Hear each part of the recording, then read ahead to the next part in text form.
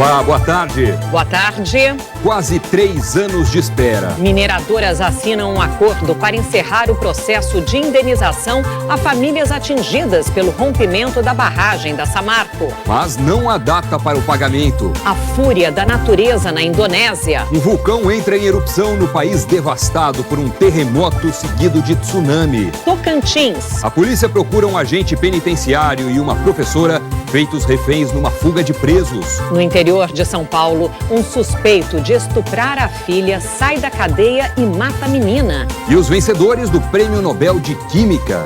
O Jornal Hoje está começando.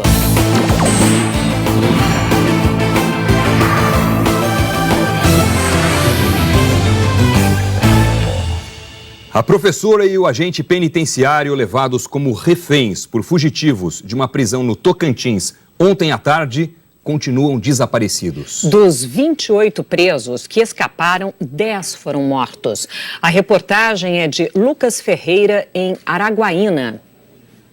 Nessa imagem é possível ver a professora Elisângela Mendes Sobrinho sendo usada como escudo humano. Ela dava aula para detentos no programa de educação de jovens e adultos quando foi feita refém ontem à tarde. Vizinhos também filmaram os presos em bando pelas ruas da cidade, ainda de uniforme. Um deles fugiu de bicicleta. 28 presos escaparam.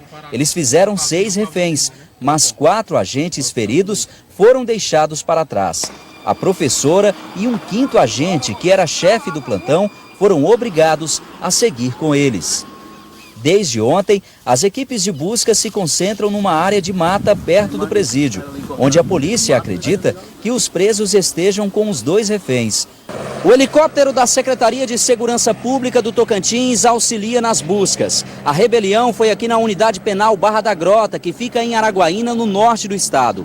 Parentes dos detentos que aguardavam para fazer visita contaram ter ouvido 2 explosões. A gente foi correndo desesperadamente aqui para a BR, depois a gente só escutou eles passando e foi muito tiro que a gente escutou. Quando os presos saíram pela porta da frente, houve uma intensa troca de tiros. Muito tiro. Bastante tiro. Muito mesmo. 10 presos morreram. Vários parentes de detentos passaram a madrugada no IML atrás de notícias. A Secretaria de Cidadania e Justiça do Tocantins divulgou os nomes e fotos dos fugitivos e pediu que a população ajude com informações. Em São Roque, no interior de São Paulo, uma adolescente de 13 anos foi assassinada pelo pai. Horácio Nazareno Lucas, de 28 anos, saiu da cadeia ontem à noite. Foi condenado a 8 anos de prisão pelo estupro da cunhada e estava preso desde julho. A justiça concedeu a ele o direito de responder ao crime em liberdade. Em casa, Horácio exigiu que a filha, Letícia Tanzi, retirasse outra queixa contra ele, a de que também foi vítima de estupro. Letícia e a mãe se recusaram e foram agredidas. A adolescente morreu esfaqueada. Já chega a 1.407 o número oficial de mortos em decorrência do terremoto e do tsunami na ilha de Celebes, na Indonésia. As Nações Unidas anunciaram que vão destinar o equivalente a 57 milhões de reais para ajudar as vítimas. As equipes de resgate ainda tentam encontrar crianças que estavam em uma escola que desabou. Por causa da forte atividade sísmica, um vulcão entrou em erupção. Autoridades alertaram os aviões sobre as cinzas que estão sendo expelidas a 6.000 metros de altitude. Aqui no Brasil, temporais com granizo atingiram pelo menos 3 cidades gaúchas na madrugada de hoje. Vamos conversar com Eliana Marques, que já está por aqui. Eli, boa tarde, bem-vinda. Obrigada, boa tarde para vocês, boa tarde a todos. Olha, os maiores problemas foram registrados em Criciúma, ao noroeste do Rio Grande do Sul. O granizo forrou o chão na madrugada e, segundo a Defesa Civil, 2.000 e 500 casas ficaram danificadas. Também em Criciúmal, as aulas foram suspensas para 2.000 alunos e a chuva ameaça 2 rios gaúchos. O Serviço Geológico do Brasil colocou em alerta para inundação o rio Caí, em São Sebastião do Caí, também na cidade de Montenegro, e o rio Taquari, que fica na cidade de Lajeado. De meia-noite para cá choveu muito na Serra Gaúcha, também no noroeste do Rio Grande do Sul e ainda aqui, olha, no oeste de Santa Catarina. E só nessa semana já choveu mais de 100 milímetros em outras cidades catarinenses que ficam ali no litoral sul. O levantamento da Ipagre-Cirã, a empresa estadual que reúne as informações meteorológicas. Hoje, centro-oeste de Santa Catarina e Vale do Itajaí tem risco de deslizamento, segundo o Centro Nacional de Monitoramento e Alertas de Desastres Naturais. O que está acontecendo? O que está provocando tudo isso, Eli? Olha, tem uma frente fria, essa frente fria está avançando, ela está reforçando as instabilidades. Então, destaque hoje para a possibilidade de muita chuva em Florianópolis e em Curitiba e para o calorão, com possibilidade de pancadas de chuva aqui em São Paulo e também no Rio de Janeiro. Sul do Paraná e de Mato Grosso do Sul também podem ter chuva forte. As pancadas de chuva se espalham, menos aqui entre Roraima, passando pelo Nordeste, grande parte, né, até o Espírito Santo e também perto da fronteira com o Uruguai. A temperatura sobe muito em praticamente todo o país e esse calor ajuda a formar mais temporais amanhã. A gente destaca aqui principalmente Mato Grosso do Sul e entre Minas e o Rio de Janeiro. Ok, muito obrigada, Eli. De nada, até amanhã. Até amanhã. Quase 150 milhões de eleitores estão aptos a votar no domingo, dia 7 de outubro. A reportagem é da Gioconda Brasil. Pela primeira vez, o eleitor vai começar o voto escolhendo o candidato a deputado federal. Depois, o deputado estadual ou distrital, no caso do Distrito Federal. Em seguida, vem o voto para senador, depois para governador. O último voto é para o candidato a presidente da República. Ao lado dos candidatos a senador, aparecem os nomes e as fotos dos dois suplentes. No caso do governador e do presidente, a urna mostra os nomes e as fotos dos vices. O Tribunal Superior Eleitoral chama a atenção para o caso dos senadores. Como neste ano são 2 vagas, os candidatos têm que ser diferentes. Se o eleitor repetir o candidato e confirmar a opção, o segundo voto será anulado. Só o primeiro será computado. O voto é obrigatório para brasileiros entre 18 e 70 anos. Pedro tem 21. A gente é a nova geração, né? Geração que vai para frente. Então, é pela gente que a gente tem que votar. Para escolher quem vai fazer as coisas pela gente daqui a um tempo, pelos nossos filhos, quem está vindo por aí. E facultativo para analfabetos, jovens maiores de 16 e menores de 18 anos e para quem tem mais de 70. Seu Erasmo tem 82 anos. É uma obrigação cívica, inclusive, de amor ao país, eu vou votar. O TSE aconselha o eleitor a levar os números dos candidatos anotados num papel. A colinha facilita a vida na hora da votação, assim como apresentar o documento certo. Só é aceito um oficial e com foto. Pode carteira de identidade, passaporte, carteira de uma profissão reconhecida por lei, certificado de reservista, carteira de trabalho ou carteira de habilitação. O título de eleitor digital também vale, desde que tenha foto. Ele vai poder utilizar o e-título para votar ali, para habilitar, só que o eleitor não pode ir com o celular para a cabine de votação, porque o voto é sigiloso, é secreto, então ele vai ficar lá com o mesário, quando ele acabar de votar ele pega o celular de volta. Com todas as regras na cabeça, daqui até domingo, Marisa vai se concentrar no principal. Tem que pensar consciente e votar pensando no que é o melhor pro Brasil, não no individual. A Globo e as emissoras afiliadas realizaram ontem à noite o último debate entre candidatos que disputam o governo em 25 estados e também no Distrito Federal antes do primeiro turno das eleições. Em todas as regiões do país, mais de 100 candidatos defenderam suas ideias. Eram exatamente 10h05 da noite, horário de Brasília. A Globo e suas afiliadas em todo o Brasil começam agora os debates com os candidatos a governador. Olá, boa noite para você. Falamos ao vivo aqui do estúdio da RPC em Curitiba. A Rede Bahia começa agora o debate com os candidatos ao governo baiano. A posição dos candidatos no estúdio foi definida por sorteio com antecedência. A ordem de quem faria as perguntas, também. Perguntas que foram apresentadas exclusivamente pelos candidatos, com réplica, tréplica e direito de resposta, se fosse o caso. Os candidatos não poderão exibir para as câmeras qualquer tipo de texto ou panfleto. A duração do debate variou um pouco, de acordo com o número de participantes. No Ceará e no Mato Grosso foram 4. No Rio de Janeiro e Sergipe, 7. Mas as regras foram as mesmas em todo o país. Em atendimento à lei de acessibilidade, que garante que eleitores cegos e surdos também tenham direito à informação, estamos com o auxílio de interpretação em língua brasileira de sinais. Os candidatos responderam a perguntas de tema livre. Todos os candidatos têm que ser questionados uma vez e fazer a pergunta a algum candidato que ainda não respondeu. E de tema determinado, sorteado na hora pela mediadora ou mediador. O nosso tema agora é segurança. Tema meio ambiente. Geração de emprego e renda. O tema é educação. O primeiro tema é saneamento básico. Alguns estados puderam receber convidados no estúdio. E durante os intervalos, os assessores corriam para falar com os candidatos para avaliar o desempenho e dar novas orientações. Em todos os estados, a segurança foi reforçada, mas não houve problemas. Dentro de casa, em praças, no bar ou no trabalho. Na noite dedicada à democracia, milhões de eleitores atentos até o fim, quando os candidatos tiveram tempo para as considerações finais. Este foi o último debate entre candidatos a governador. Eleitores de 25 estados e do Distrito Federal tiveram a chance de conhecer melhor as ideias e as propostas desses candidatos. Agora, a palavra final está com você, que vai votar no próximo domingo. A gente avalia os candidatos, as posições deles, né, e o que é melhor para a população.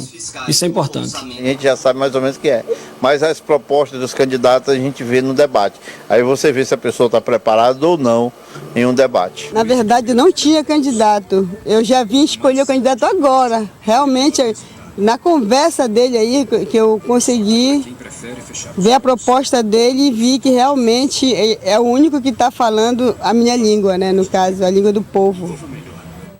O debate no Rio Grande do Sul vai ser hoje à noite. O Datafolha divulgou ontem uma nova pesquisa de intenção de voto para presidente.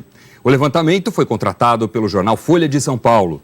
Segundo o Datafolha, Jair Bolsonaro, do PSL, cresceu 4 pontos percentuais. Ultrapassou pela primeira vez em pesquisa do Instituto a barreira dos 30% e abriu vantagem sobre o segundo colocado, Fernando Haddad, do PT, que parou de subir. A probabilidade de os resultados retratarem a realidade é de 95%, considerando a margem de erro de 2 pontos para mais ou para menos.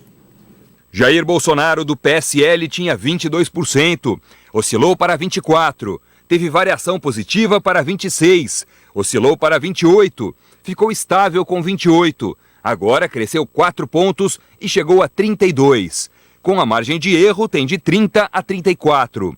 Fernando Haddad, do PT, tinha 4%, cresceu para 9%, cresceu novamente para 13%, voltou a avançar para 16%, cresceu 6 pontos para 22%, agora oscilou para 21%, com a margem de erro tem de 19% a 23%. Ciro Gomes, do PDT, tinha 10%, depois 13%, repetiu os 13%, manteve o índice, passou para 11% e agora se manteve com 11%. Pela margem de erro tem de 9% a 13%. Geraldo Alckmin, do PSDB, tinha 9%, depois 10%, oscilou para 9%, manteve os 9%, oscilou para 10% e agora oscilou para 9%. Com a margem de erro tem de 7% a 11%. Ciro Gomes e Geraldo Alckmin estão tecnicamente empatados. Marina Silva, da Rede, estava com 16%, caiu para 11%, para 8%, apareceu com 7%, oscilou para baixo para 5% e agora oscilou novamente para baixo para 4%. Com a margem de erro tem de 2% a 6%. João Amoedo, do Novo, tinha 2%, depois 3%, índice mantido nas últimas pesquisas. Com a margem de erro tem de 1% a 5%. Amoedo está tecnicamente empatado com Marina Silva.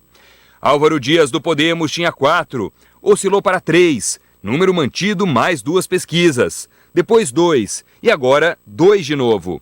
Com a margem de erro tem de 0% a 4%.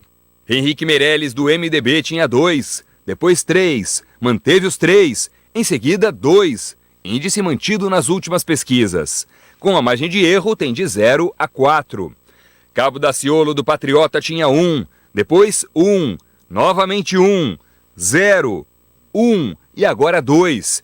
Com a margem de erro, tem de 0 a 4. Álvaro Dias, Henrique Meirelles e Cabo Daciolo estão, portanto, empatados. Eles também empatam tecnicamente com João Amoedo e com Marina Silva.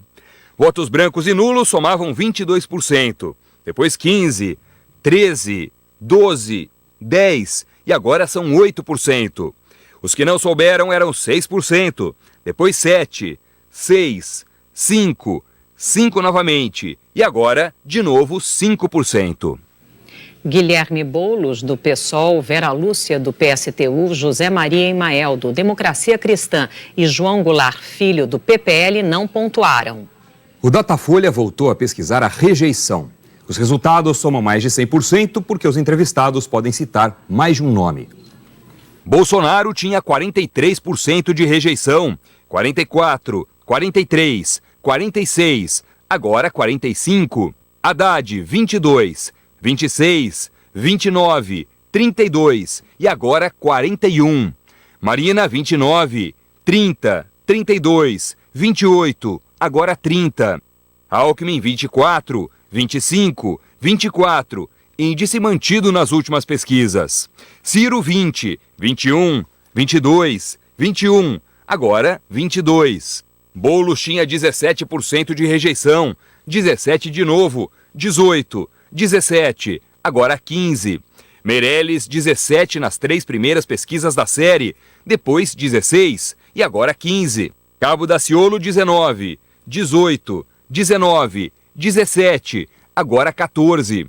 Vera Lúcia, 19% nas 3 primeiras pesquisas, depois 18%, agora 13%.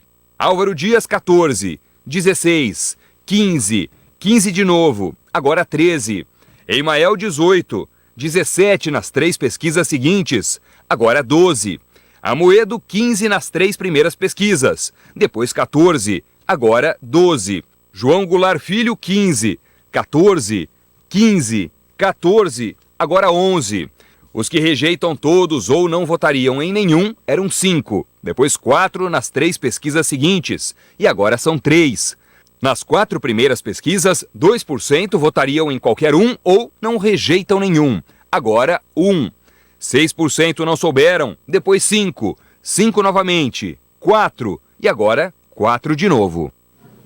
O Datafolha também pesquisou possíveis cenários de segundo turno. Numa disputa entre Ciro e Alckmin, 42% disseram que votariam em Ciro, 37% em Alckmin. Votos brancos e nulos, 19%, 2% não souberam ou não opinaram. Em um segundo turno com Alckmin e Bolsonaro, 43% disseram que votariam em Alckmin, 41% em Bolsonaro.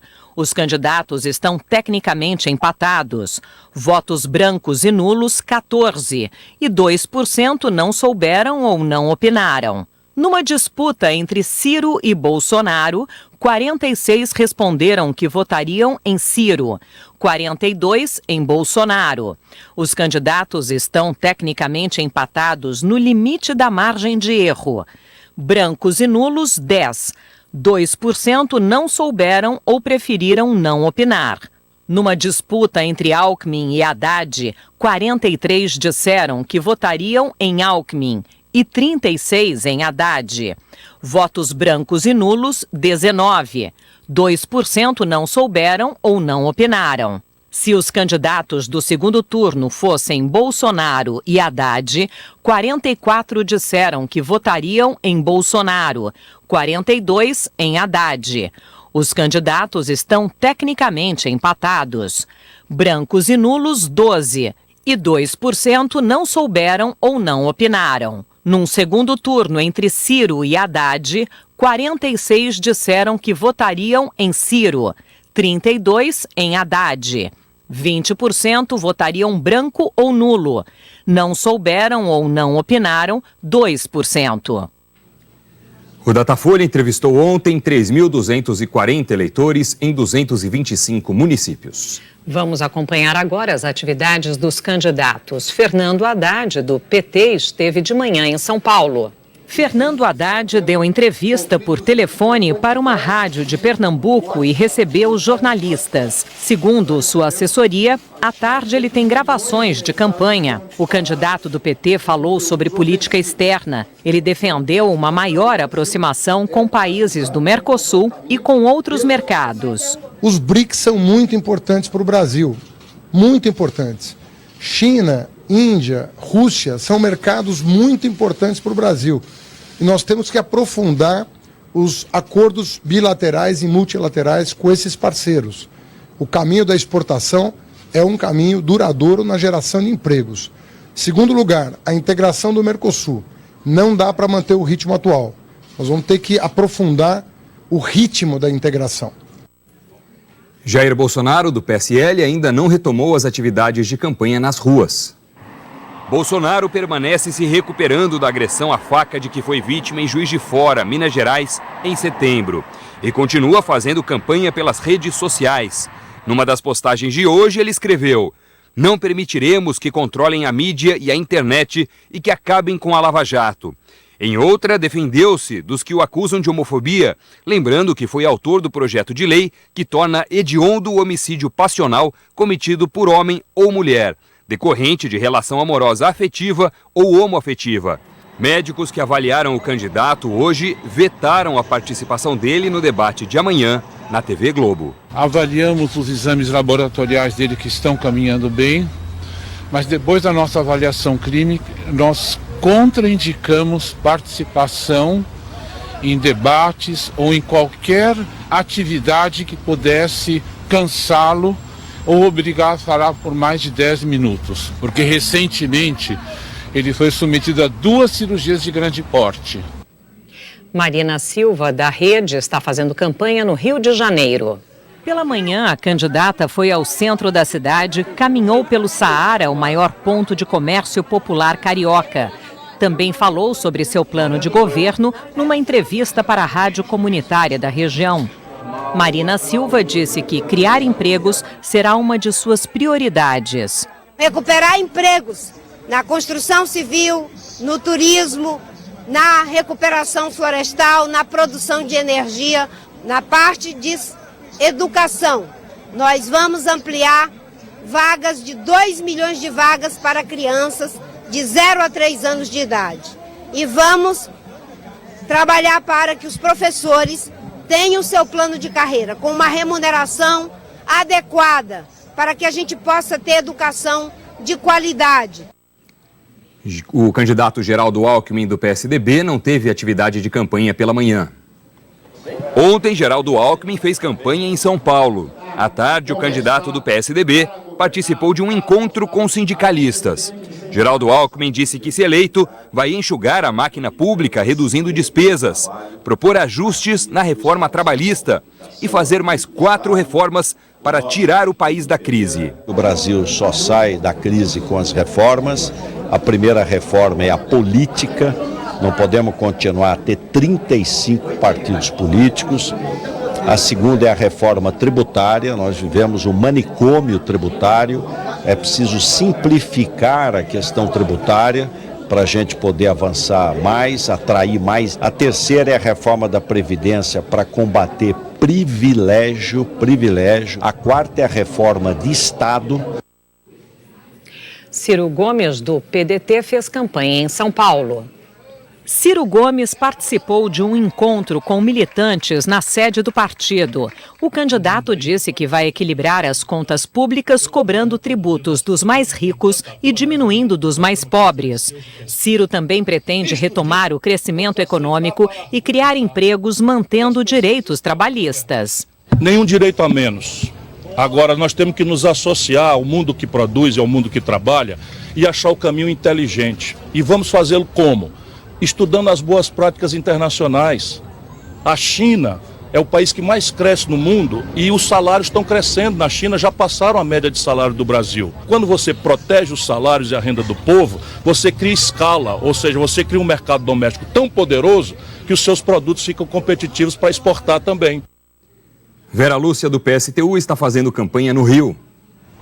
A candidata distribuiu panfletos em frente ao prédio da Secretaria Estadual de Transportes, em Copacabana, na zona sul da cidade. Vera Lúcia falou que entre suas propostas está revogar a reforma trabalhista, a lei da terceirização e também a emenda que limita os gastos federais. Ela defendeu ainda destinar recursos para a realização de obras públicas e estatizar os sistemas de transporte. O transporte ele precisa ser estatal, controlado pelos trabalhadores, para que ele possa ter, de fato, uma tarifa social.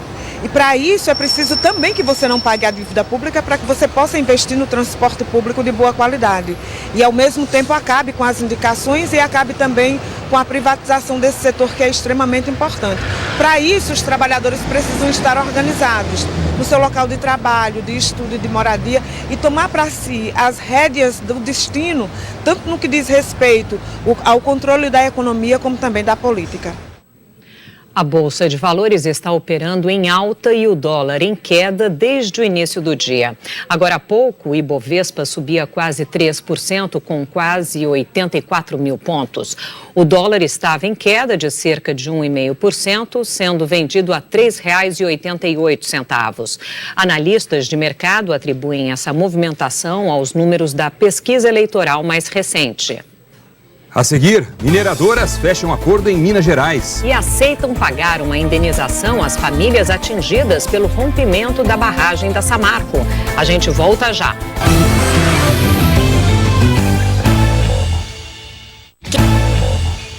O Ministério Público de Minas Gerais fechou acordo com as empresas Samarco, Vale e BHP, donas da barragem de Fundão, que se rompeu em Mariana, Minas Gerais. Elas vão indenizar as vítimas do desastre ambiental. A reportagem é da Fabiana Almeida. A Silvana tem um restaurante na zona rural de Mariana, uma das áreas atingidas pela lama da barragem de Fundão. O rejeito de minério não chegou ao comércio dela, mas depois do desastre, os clientes sumiram. Como todo mundo escapou bem, eu não me senti atingida. Agora eu me sinto atingida. Meu comércio acabou, tudo parado. E era daqui que eu sustentava minha família. Eu quero só o que eu perdi. Como o restaurante da Silvana fica em Mariana, ela vai ser beneficiada pelo acordo assinado ontem pelo Ministério Público e representantes dos moradores e das 3 empresas Samarco, Vale e BHP, donas da barragem que se rompeu em novembro de 2015, devastando rios, matas e vilas inteiras. 19 pessoas morreram. Agora, quase 3 anos depois, com o acordo é que os moradores de Mariana atingidos pelo desastre começam a pensar numa indenização para tantas perdas. O valor será individual para cada pessoa a partir do cadastro das famílias que vão informar os prejuízos que tiveram. Se as empresas não concordarem, elas que vão ter que provar o contrário.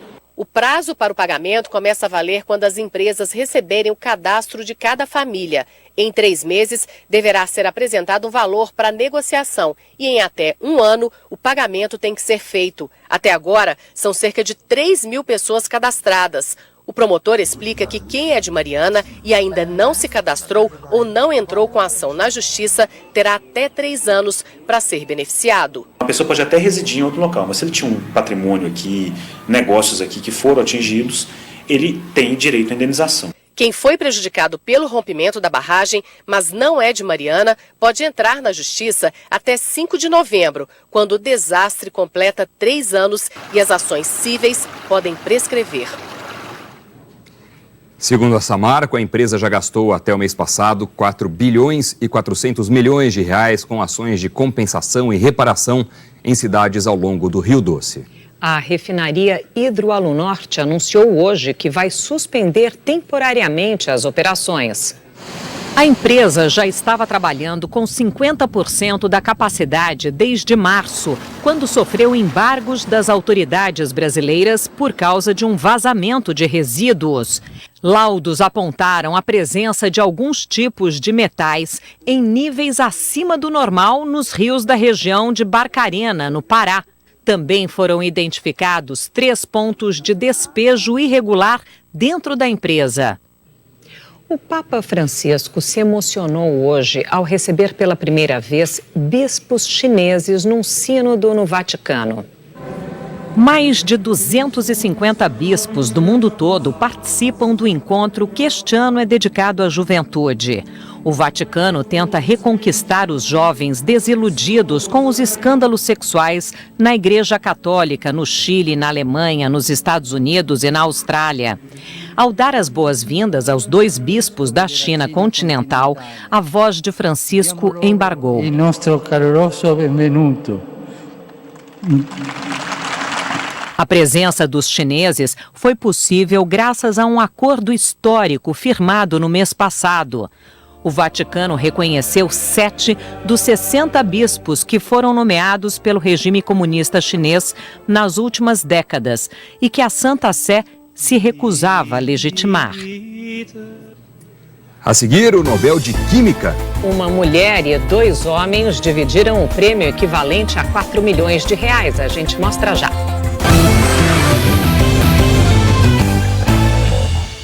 O Prêmio Nobel de Química deste ano será dividido entre uma mulher e 2 homens. Os pesquisadores usaram a teoria da evolução de Charles Darwin para desenvolver proteínas. A Academia Sueca deu o prêmio à americana Frances Arnold, do Instituto de Tecnologia da Califórnia, por ter inventado a evolução dirigida de enzimas, proteínas que catalisam as reações químicas. A descoberta é usada na produção de biocombustíveis e produtos farmacêuticos. Engenheira mecânica e aeroespacial, Frances é a 5ª mulher a receber o prêmio de Química. A outra metade do prêmio foi para o americano George Smith e o britânico Gregory Winter. Smith desenvolveu um método chamado de exibição de fago, que foi usado mais tarde por Winter para criar novos medicamentos que combatem doenças autoimunes e podem curar o câncer metastático. O Profissão Repórter de hoje mostra como o desemprego afeta os mais pobres. Quanto que tá o gás? 65. Falta dinheiro para o botijão de gás. Aí o único meio é o álcool, só que eu fui fazer e explodiu bem no meu rosto. Ela tava fazendo comigo, então. Foi. Falta dinheiro para se proteger do frio. Morreu porque pegou uma pneumonia por causa do frio. Ele faleceu assim, daí. A lenha é cara, a gente busca no mato mesmo, por perto. Falta dinheiro para procurar trabalho. Tem que ter currículo, tem que ter dinheiro, às vezes você não tem passagem. E até agora tá ruim, muito ruim de emprego, né, sem condições até para se locomover, porque teria que ser de busão. Hoje, depois do futebol, do Profissão Repórter. O Jornal Hoje termina aqui. Você acompanha outras notícias no Jornal Nacional, que começa mais cedo, às 7:50 da noite. Uma boa tarde e amanhã a gente se vê. Tchau. Uma ótima tarde para você.